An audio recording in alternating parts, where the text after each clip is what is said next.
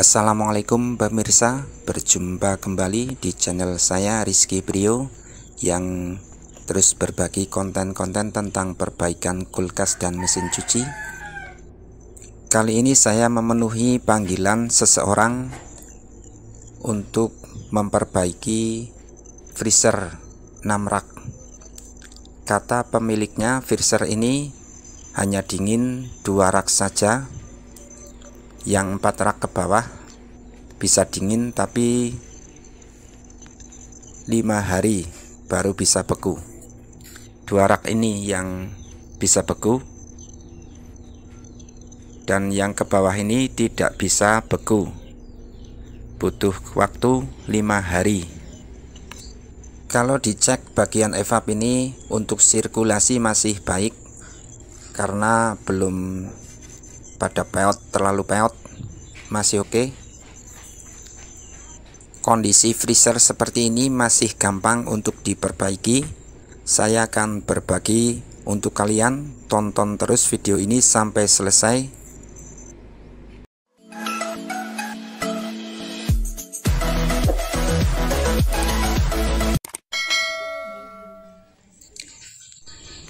Ini teman-teman bagian belakang freezer mesin 14 PK. Kalau dihidupkan ini panas hanya sekitar 5 U saja untuk kondensornya. Untuk kondisi normal harusnya panas sampai ke filter. Ini filter, dan bagian pipa kapiler ini hangat. Pertama yang kita potong ini pipa balik, pipa besar, dan saya akan perbaiki dengan ini gas LPG. Regulator sudah saya modif. Regulator ini saya sambung pentil untuk dipasang selang manifold. Selang manifold dipasang ke regulator.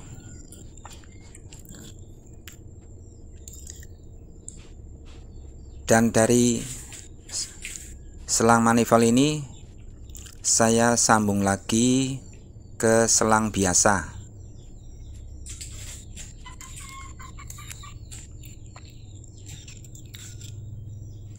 Selang biasa ini nanti masuk ke pipa besar ini yang saya akan potong. Ini dipotong. Di sini nanti ada tekanan angin atau freon yang keluar.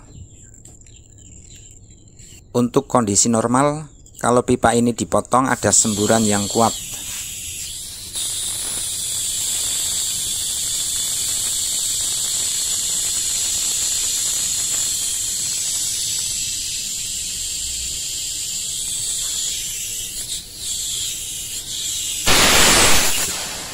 Angin yang keluar bukan dari ini evaporator. Angin yang keluar dari arah kompresor, tandanya ada penyempitan bagian evaporator. Selang dari gas LPG dimasukkan ke mesin, dan mesin freezer ini dinyalakan.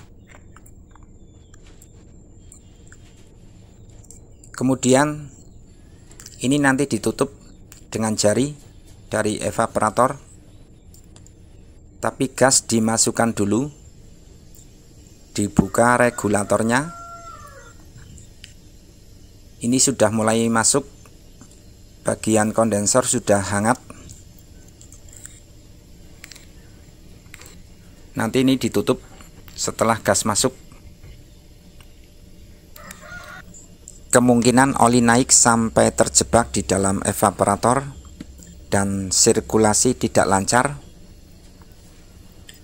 Ini sambil dicek kalau kondensor ini sudah panas, dan pipa keluar ini, pipa besar, ditutup sambil dikeluarkan sedikit-sedikit untuk mengecek sirkulasi. Ini sudah ada tekanan angin. Terasa sekali tekanannya di jari dan dicek ini kondensor sudah panas sampai ke bawah.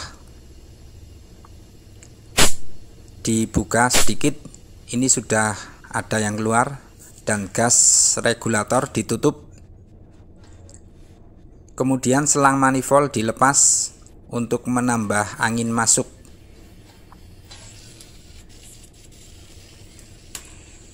Dan tekanan sangat kuat.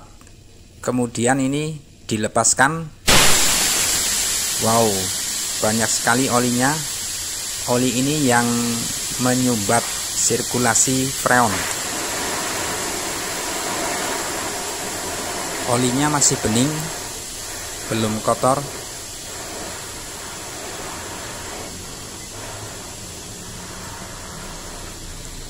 Ini perhatikan teman-teman, untuk yang mau meniru cara ini harap jauh dari jangkauan atau percikan api, karena gas ini sangat mudah untuk terbakar.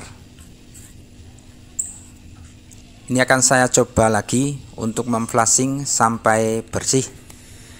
Diulang seperti pertama, mesin hidup, selang dipasang dan gas regulator ini dibuka dan gas sudah masuk. Dibiarkan gas masuk dulu sampai pipa kondensor panas. Sambil dicek ini pipa kondensornya sudah mulai panas.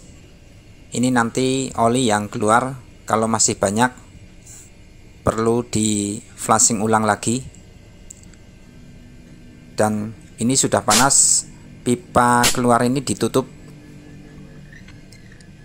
sambil dicek kondensornya. Sudah mulai ada tekanan dan regulator ini ditutup. Selang kemudian dibuka lagi. Kalau oli sudah tidak keluar dan yang keluar hanya gas, ini sudah cukup. Karena oli sudah tidak keluar, saya masukkan kembali gas.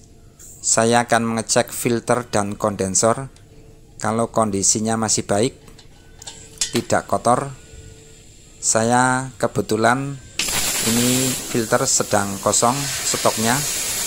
Saya tidak akan mengganti, dan ini gas yang dari kondensor keluar masih bersih. Sekali lagi, untuk yang mau meniru, lebih baik perhatikan jangan terlalu dekat dengan percikan api, karena ini gas sangat berbahaya. Terutama untuk pemula, ini harus dipelajari dulu. Untuk jangka panjang lebih aman, filter harusnya diganti, karena ini stok sedang kosong, maka saya pakai kembali. Ini untuk pipa vakum, dipotong dan dipasang pipa kapiler. Baik sahabat YouTube, untuk mendukung channel ini silahkan like dan subscribe, dan tekan juga tombol loncengnya. Saya ucapkan dan saya doakan semoga sehat selalu dan mudah-mudahan dimudahkan rizkinya. Amin.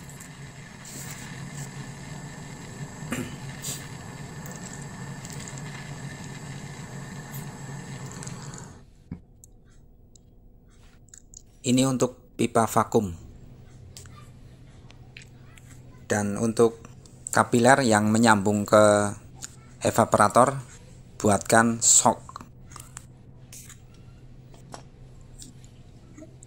Soknya panjang 3 cm dan dipres dengan tang supaya nanti saat dilas cairan tidak menutup pipa kapiler. Untuk pipa balik ini dibuatkan saja sok, dimodif seperti ini.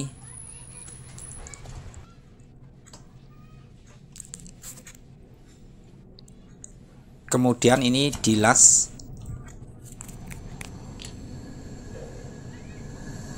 Api jangan terlalu panas diukur saja yang sedang.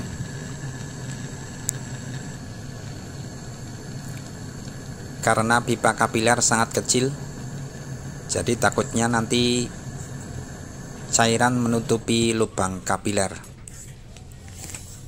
Setelah pipa kapiler ini tersambung, dan untuk pipa yang besar ini bawah jangan dilas dulu, untuk sebaiknya dites dulu, dihidupkan.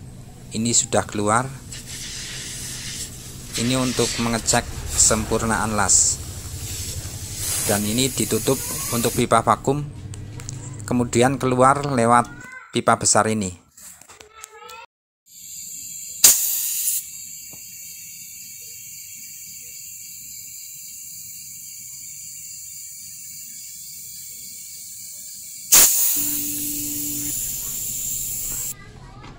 Tekanan angin sudah kuat dan sudah baik. Ini langsung dilas saja.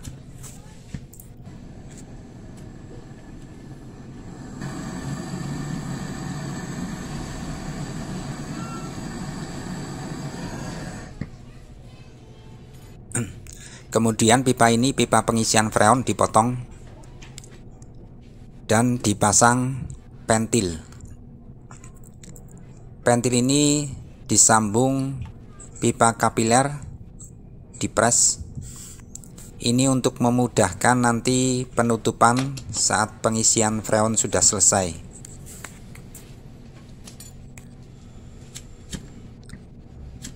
Ini dilas dulu.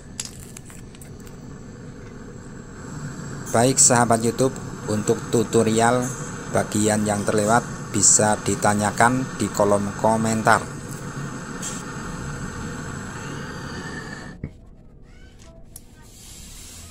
Dinginkan dengan kain basah. Pentil ini untuk dipasang selang manifold. Selang manifold ini yang lurus dari jarum analyzer. Ini warna kuning.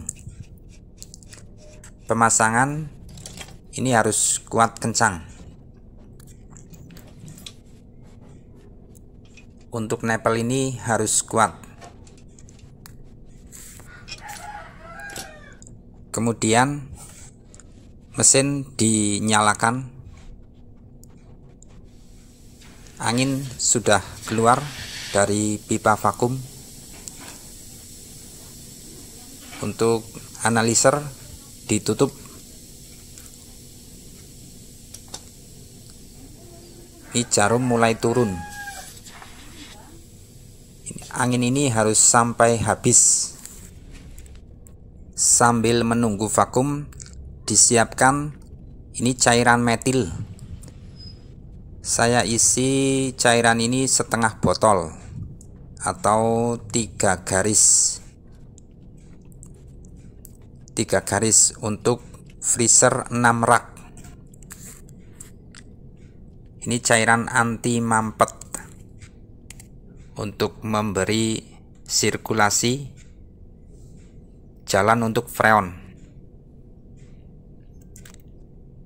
Untuk cek angin, dengan ini dicelupkan, masih ada belembung udara. Ini nanti sampai tidak ada belembung udara yang keluar. Sedikit lagi, ini ditunggu saja. Dicek kembali, ini angin sudah tidak keluar, sudah tidak ada belembung lagi. Kemudian mesin dimatikan, dicabut listriknya, metil dimasukkan, ini sudah menghisap sendiri dan masuk. Ini metil harus sampai habis.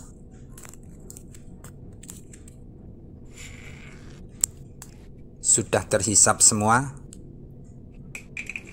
Ditutup ini untuk pipa kapilernya.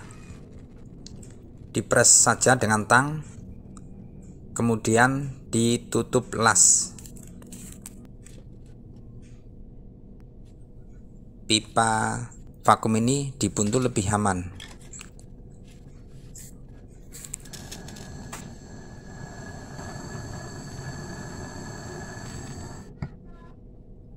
Selanjutnya pengisian freon, saya memakai freon kaleng. Selang merah dipasang dan kuat, jangan sampai bocor. Kemudian freon dibuka. Sebelum masuk ke mesin, dibuang dulu ini angin yang ada di selang merah untuk memaksimalkan freon. Ini ada yang keluar anginnya dan dikuatkan lagi nepelnya. Kemudian dibuka manifoldnya, sudah masuk. Jarum sudah bergerak. Dibiarkan sampai jarum analyzer ini berhenti. Dan sudah berhenti, ditutup untuk manifoldnya. Kemudian mesin dihidupkan. Nanti ini jarum analyzer turun sampai ke 0 PSI. Ampernya masih 0,8 sampai 10. Jarum analyzer di 0 PSI, kemudian ditambah lagi freonnya, dimasukkan.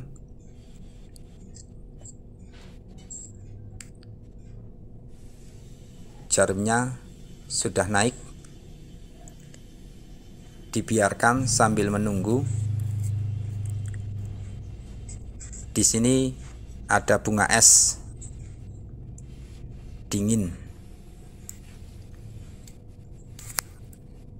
Sambil dicek filter dan kondensornya. Kondensor sudah terasa panas dan filter hangat. Ini nanti sampai terasa dingin untuk pipa baliknya. Sekarang dicek untuk ampere di 12 dan evap dingin. Ini sudah dingin 2 rak. Sambil menunggu yang ke bawah. Sambil menunggu jarum analyzer ini sinkron dengan tang ampere, kondensor dan filter. Ampere sudah mendekati 1,4 dan ini sudah 10 PSI. Kemudian dicek kondensor ini sudah panas merata sampai ke filter dan pipa balik ini sudah terasa dingin.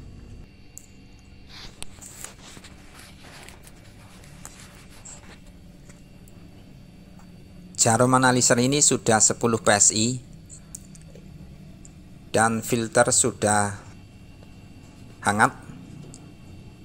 Pipa balik ini sudah terasa dingin sampai berembun. Ampere 1,3 sampai 1,4. Kemudian untuk evaporatornya, evap ini sudah bersalju sampai ke bawah 6 raknya. Oke teman-teman, perbaikan freezer kali ini sukses karena dingin sudah merata untuk 6 raknya. Sekarang untuk melepas pentil pengisian freon. Baik sahabat YouTube, video kali ini semoga bermanfaat dan semoga kita bisa jumpa kembali di tutorial berikutnya. Wassalamualaikum warahmatullahi wabarakatuh.